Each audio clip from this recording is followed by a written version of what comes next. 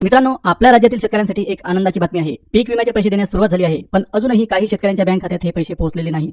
केंद्र सरकारने पैसे सोडले असले तरी बँक खात्यात जमा होण्यास उशीर होतोय. याबाबत मुख्यमंत्री साहेबांनी तातडीने बैठक घेतली आणि 4 मोठी कारणे सांगितली ज्यामुळे पैसे अडकत आहेत.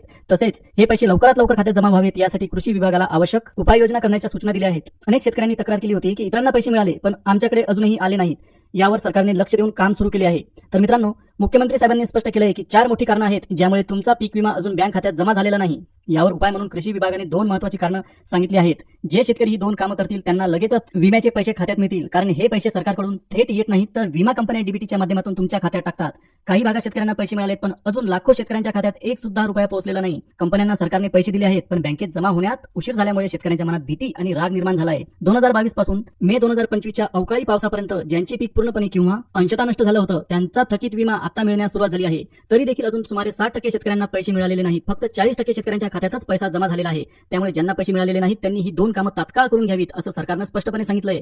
तर मित्रांनो, सरकारने स्पष्ट सांगितलंय की राज्यातील 18 ते 19 जिल्ह्यांमध्ये अजूनही पीक विम्याचे पैसे जमा झालेले नाहीत. त्यामुळे अनेक शेतकऱ्यांनी थेट कृषी मंत्री दत्ताभाऊ भरणे यांना फोन करून विचारणा केली. यावर कृषी मंत्री तसेच केंद्राचे कृषी मंत्री शिवराज चव्हाण यांनी सांगितलं की 2022चा पीक विमा मंजूर झाला आहे, 2023चा थकीत विमा सोडण्यात आला आहे आणि 2024चाही विमा मंजूर झाला आहे, कारण त्या वर्षी पावसामुळे मोठं नुकसान झालं होतं. पत्रकारांनी सरळ प्रश्न विचारला, केंद्र सरकारने कंपन्यांना पीक विम्याचे पैसे दिलेत का? तसेच कोणत्या जिल्ह्यांना हा विमा मिळालाय आणि कोणत्या ठिकाणी अजून मिळणं बाकी आहे? यावर मुख्यमंत्री फडणवीस आणि कृषी मंत्री भरणे यांनी महत्त्वाची बैठक घेऊन चर्चा केली. बैठकीत पहिला मुद्दा हाच होता की राज्यातील सर्व 36 जिल्ह्यांना सरसकट पीक विमा मिळणार का? यावर मुख्यमंत्र्यांनी आपलं उत्तर स्पष्ट केलं.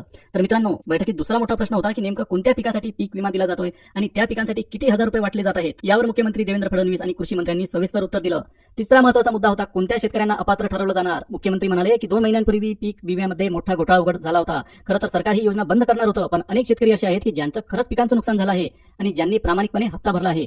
अशा शेतकऱ्यांवर अन्याय होऊ नये म्हणून योजना सुरू ठेवण्याचा निर्णय घेतला गेला आहे. यामुळेच आजपासून पीक विमा वाटपाला सुरुवात झाली आहे. मात्र फक्त 15 जिल्ह्यांमध्येच हा विमा सोडण्यात आला आहे. उर्वरित जिल्ह्यांसाठी अजून पुढील टप्प्यात पैसे सोडले जातील. तर मित्रांनो, उर्वरित जिल्ह्यांमध्ये अजूनही चौकशी सुरू आहे. ही चौकशी पूर्ण झाल्यानंतरच त्या जिल्ह्यातील शेतकऱ्यांच्या खात्यात पीक विम्याचे पैसे जमा होतील. बैठकीत मुख्यमंत्री देवेंद्र फडणवीस यांनी ज्या जिल्ह्यांमध्ये पीक विमा सोडला आहे त्यांची यादी सांगितली. त्याचबरोबर कृषी विभागाने हेही स्पष्ट केलं की काही जिल्ह्यातील आणि काही शेतकऱ्यांना आता पीक विमा मिळणारच नाही, कारण चौकशीत असं उघड झालंय की काही पीक विमाधारक शेतकऱ्यांनी चुकीच्या मार्गाने पीक विमा घेतला आहे. अशा शेतकऱ्यांना कायमस्वरूपी योजनेतून बाहेर काढण्यात येणार असून त्यांच्या विरोधात मोठी कारवाई होईल. सरकारनं स्पष्ट केलंय की अशा 4 प्रकारच्या शेतकऱ्यांना आता पीक विमा दिला जाणार नाही. आता हे 4 प्रकारचे शेतकरी नेमके कोणते आहेत याची माहिती मुख्यमंत्री आणि कृषी विभागाने जाहीर केली आहे. त्यामुळे प्रामाणिक शेतकऱ्यांनी काळजी न करता ही माहिती जरूर जाणून घ्यावी.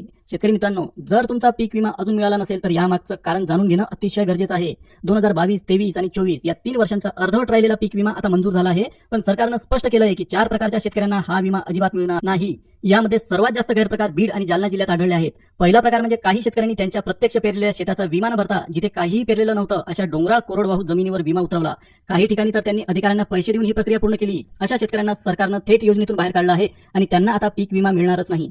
तर शेतकरी मित्रांनो, सरकारने स्पष्ट केलंय की ज्यांनी पीक विम्यामध्ये फसवणूक केली आहे त्यांच्यावर आता थेट कारवाई होणार आहे. जर तुम्ही अशा प्रकारात मोडत असाल तर तुमच्या खात्यात विम्याचे पैसे येणार नाहीत.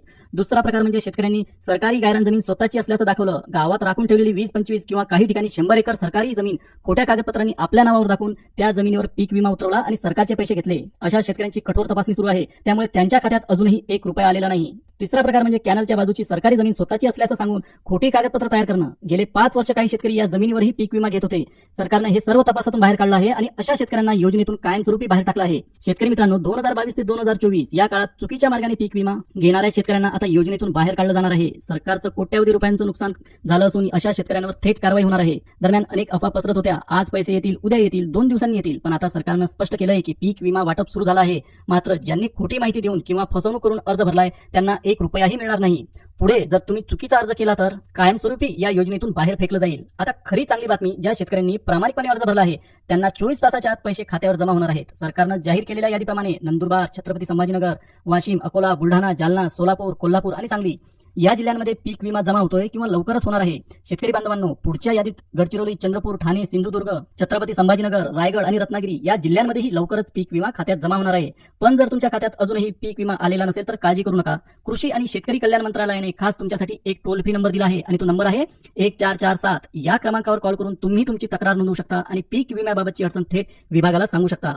इथे तुम्हाला कधी पैसा मिळणार त्याबाबतही माहिती मिळेल आणि तुमची समस्या सोडवल्या जाईल. तर शेतकरी मित्रांनो, प्रामाणिकपणे योजना वापरा आणि तुमचा हक्काचा फायदा मिळवा.